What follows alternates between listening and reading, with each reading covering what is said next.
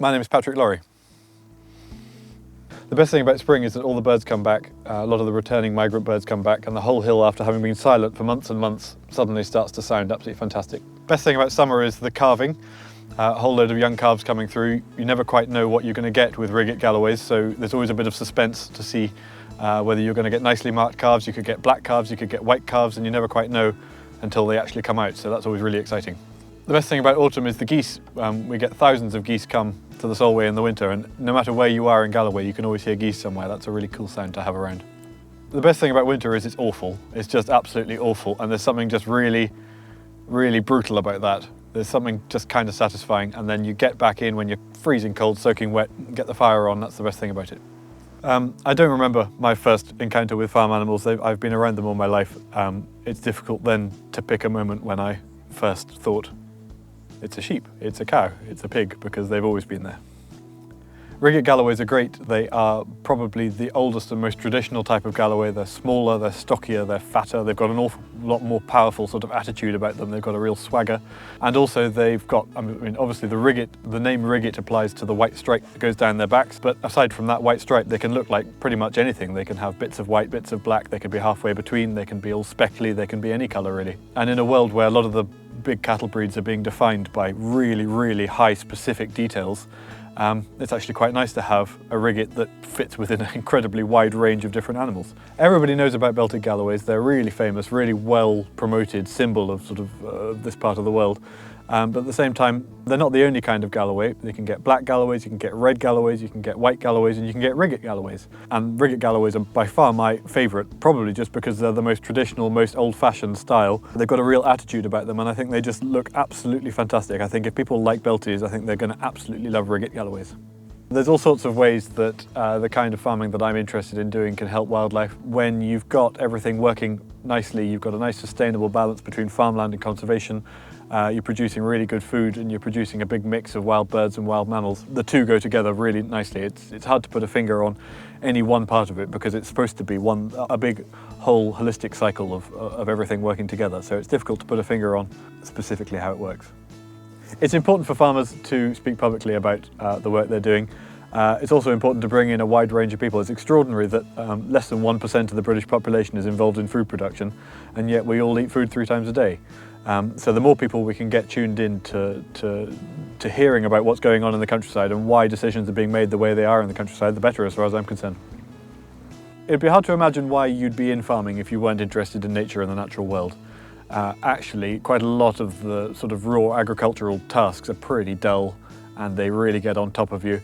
And quite often it's only seeing a bird or seeing an animal, even just seeing the light, seeing the way the clouds are moving. Sometimes that is a huge boost to the day and what makes the whole job worthwhile. So it's hard to draw a line between nature and farming as far as I'm concerned. You wouldn't be in this business if you weren't in some ways a naturalist. Native's a book about Galloway. It's about the place where I'm from, where my family's from, where their families are from. It's a book about change and about the way the landscape moves through generations.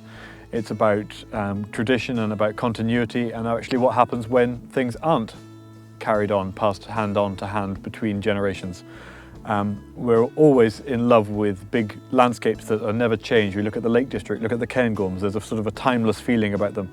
And yet in Galloway, which looks like it's quite a small sort of remote backwater, there's huge changes happening here. And actually when you put some of the impacts on natural heritage to one side, there's a human story there as well. There's long traditions of hill farming, there's long traditions of cattle handling, long traditions of all kinds of stuff, which in the next 10, 15 years may not be here anymore. So in some ways, Native is a bit of a flag in the ground, not necessarily to resurrect and campaign to preserve this way of life, but more just a flag in the ground to say this was something which meant a huge amount to an awful lot of people for centuries. And it's now on its way out, it's now coming away, it's falling to pieces. And a lot of the old things that used to really matter and used to really define Galloway aren't here anymore and are on their way out. I write all the time, just all the time. I just love writing. If I'm not reading, I'm writing. Make a point of writing thousands of words a day. I write letters and I write diaries and I write comments on absolutely everything, and everything I see as I do as I go about the place. I'm constantly thinking. I've got people I write to, they write back, we exchange ideas on all sorts of stuff, but the whole thing is based around, my life is basically fitted around a desire to write, which is almost completely constant. I'm already today, first thing first, get straight out of bed, and I wrote 2,500 words on, not even anything very important, but just 2,500 words just because it's a pleasure. There's been a trend in nature writing the last few years, people looking to reconnect with the natural world, looking to put aside some of the sort of the digital existence, this urban environment, trying to really plug back into nature. What's interesting from my perspective is nature is my world, and I've had lots of fun in writing native, looking at writing about nature as the background and trying to put people into it. So trying to do almost the opposite, rather than trying to get away from people and re-engage with nature, what I'm trying to do is be in nature and engage with people and show how people, human beings, communities, farmers, gamekeepers, a whole wealth of people who are really, really well bound into the natural world.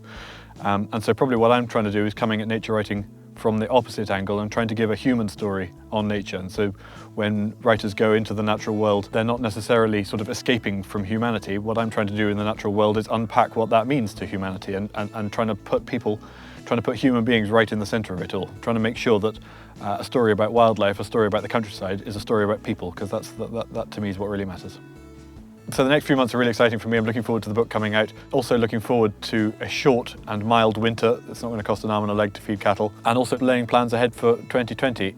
We've got sort of ideas to grow on bits and pieces of work that I've been doing on the farm, looking at doing more turnips, looking at doing more oats. Fingers crossed again for that to come through. The farm is always moving, always going forward. There's never really a chance to sort of stand still and take stock. So ask what's next. I suppose pretty much everything is next.